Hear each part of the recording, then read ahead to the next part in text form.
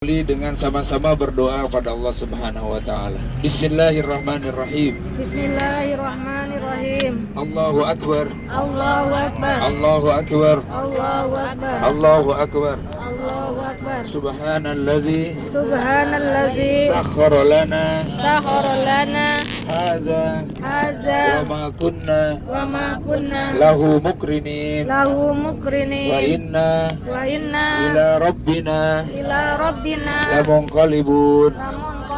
Bismillahi majreha wa mursaha inna rabbi laghafurur rahim.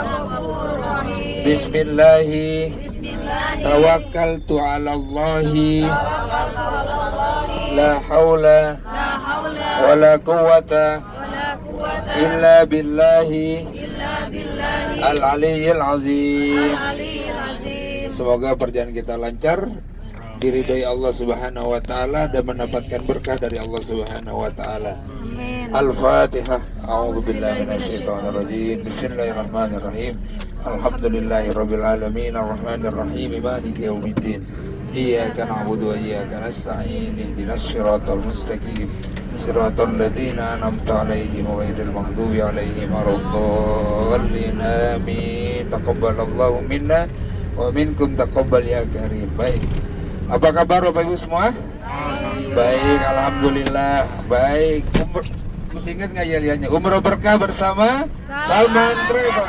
Umroh ceria bersama Salman Travel. Salman Travel. Berkah ceria.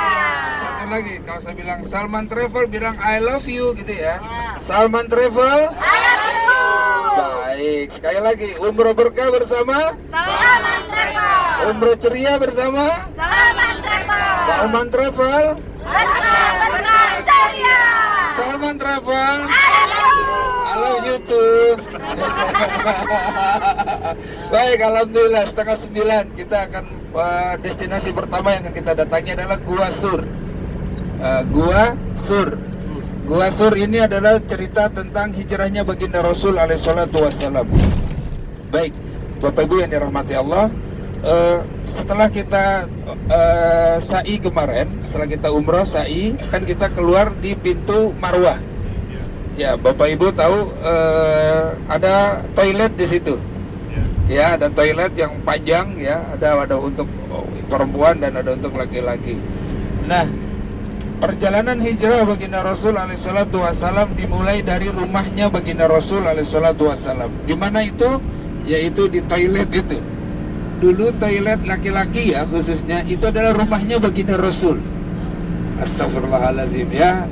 Ini sebetulnya ketika rumah itu dibangun menjadi toilet, itu mendapatkan pertentangan yang sangat luar biasa dari para ulama sedunia. Dan termasuk juga ada beberapa ulama besar dari Arab Saudi sendiri. Nah, Bapak Ibu yang dirahmati Allah, perjalanan hijrah baginda Rasul alaihi salatu wasallam itu dilakukan setelah baginda Rasul alaihi salatu wasallam 13 tahun berdakwah di kota Mekah.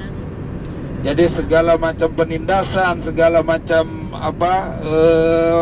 kejahatan, kriminalitas dan ancaman itu sudah dilakukan oleh kaum kafir Quraisy, sehingga kemudian Allah Subhanahu wa taala pun memerintahkan kepada baginda Rasul untuk hijrah.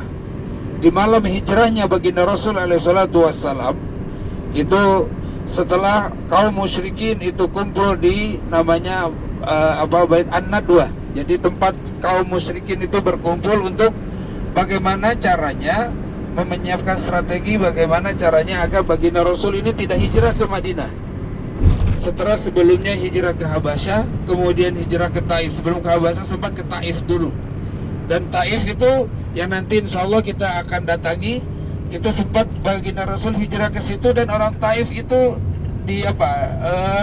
didoktrin atau diberikan fitnah bahwa hati-hati nanti kalau ada Muhammad ke sini kamu jangan percaya dengan Muhammad, seperti itu. Ya, karena Muhammad itu pembawa kejahatan dan sebagainya. Makanya ketika ke Taif baginda Rasul itu langsung dilemparin gitu. Nah, ketika akan ke Madinah pun sama. Ternyata orang-orang Madinah pun sudah difitnah oleh kaum Quraisy, cuman itulah baiknya orang Madinah, mereka tidak langsung percaya.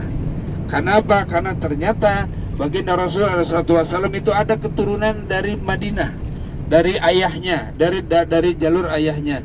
Makanya Bapak Ibu, kemarin waktu di Madinah kita ada masuk dari pintu 7 ya. Ya, itu pintu 8, disitulah Abdullah ayahnya baginda Rasul itu dimakamkan di daerah pintu 8 itu. Ya. Nah, dari rumahnya baginda Rasul yang di toilet itu, ya di malam itu orang-orang kaum kafir musyrikin itu telah menyiapkan segala macam cara agar baginda Rasul ini tidak tidur, tidak jadi hijrah. Kemudian bagaimana caranya? Pada akhirnya mereka mengirimkan dalam setiap kabilah satu orang algojo untuk membunuh baginda Rasul. Dikirimkan semua ke rumahnya baginda Rasul. Baginda Rasul itu sudah dikelilingi oleh mereka. Padahal ini juga salah satu adab orang-orang kafir Quraisy pada waktu itu ya. Waktu itu bukan tidak tahu, mereka punya adab. Kalau mereka mau membunuh baginda Rasul, langsung loncat ke rumahnya aja langsung dibunuh bisa. Karena baginda Rasul rumahnya nggak pernah digembok, ya atapnya juga cuma dari pelepah korma, tinggal digitu kan jatuh.